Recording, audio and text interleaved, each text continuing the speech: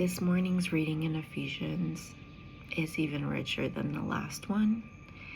Just goes so perfectly, continues talking about identity and our roles and our callings. And I don't even know where to start and how we're going to keep this under 10 minutes because there's so much here. Okay, so let's start with the beginning. We're starting off on chapter 4, and Paul talks about how we all, so remember the context, this is written to people who have faith in Jesus. So let's keep that in mind. This is for believers, okay? We all have a calling, and he's encouraging us to always be humble, to be gentle, to be patient, to be united with other believers, and to be peaceful with other believers. He says here, make every effort to keep yourselves united in the Spirit, binding yourselves together with peace. What a timely message, let me tell you. For there is one body and one Spirit. And then he goes on to talk about that, like he elaborates on it. Then he talks about, and we've talked about this, how it says he ascended. And if he ascended, it means he came down. So he ascended. He's alive today. And he left the church with gifts. And these are the gifts that he left. Apostles, prophets, evangelists, pastors, and teachers. Nowadays, these gifts have turned into titles, have turned into certificates, have turned into degrees, have turned into positions of power and ways for people to exert authority over others. But I want to emphasize here what these gifts are for, because they are given to us by God for a reason. And if you find yourself being called to one of these gifts, this is why you are called.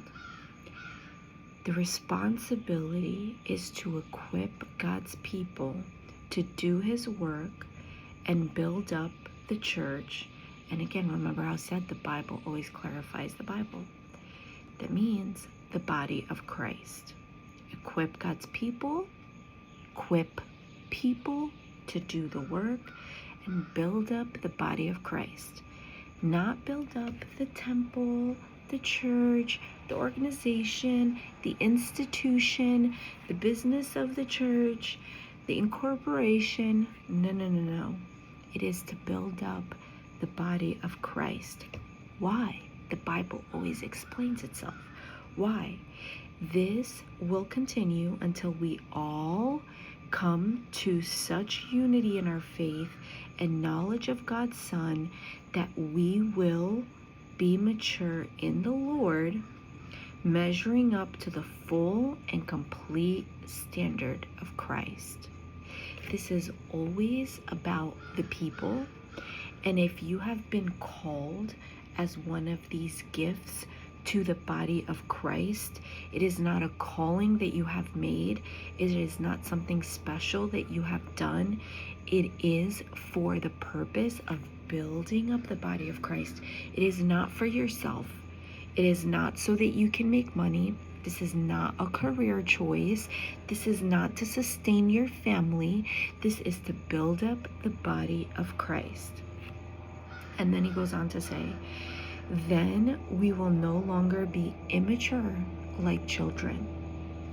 We won't be tossed and blown about by every wind of new teaching. We will not be influenced when people try to trick us with lies so clever they sound like truth. Instead, we will speak truth in love. You can't have truth without love, and you cannot have love without truth, because then it is not truth then it is not love. It must be bound together. Those two things work together. Growing in every way more and more like Christ. These gifts that we were given, if you were given this calling to be a gift, it is to help the church mature, to grow in every way more and more like Christ. Speaking truth in love is essential for that. He makes the whole body fit together perfectly. Sorry. As each part does its own special work, it helps the other parts grow so that the whole body is healthy and growing full of love. Love is always at the core of everything. So these gifts are not the only gifts. They're not the only callings, but they are there, and their responsibility is to equip the people of the body of Christ to do the work, to live out their calling, to play their role so that we as a body can be healthy, because every single calling is important. Every single role is important, just like the body. As the body, I have fingers, my pinkies, I have my toes, right? We may think some of them are insignificant. We have our nails. We may think some of it's insignificant, but do you want to lose one of them? No, you don't. They're all there for a reason. They are what makes our body complete.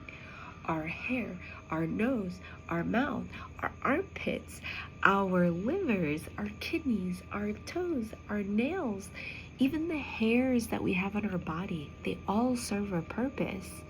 So the whole purpose of these gifts and these callings that are being called out by Paul is to help the rest of the body be itself. Think about the organs of the body, our lungs, our kidneys, our livers, our heart.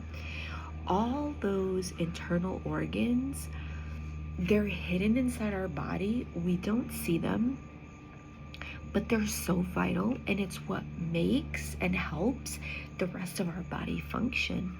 Our hair grow, our eyes to see, our nose to smell, like even our brain is one of those organs, right? Think about it. And where are those organs? They are inside.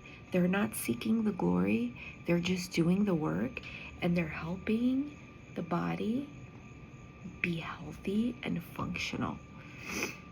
That's what I got out of this today. So I'd love for you to read it. It's Ephesians 4:1-16. I'd love for you to read it, join in, and tell me what stood out to you, what revelation do you have, and share it with us, because I have no doubt you have something to offer that will help bring a little bit more fullness to this passage. All right, guys, see you next time. Bye.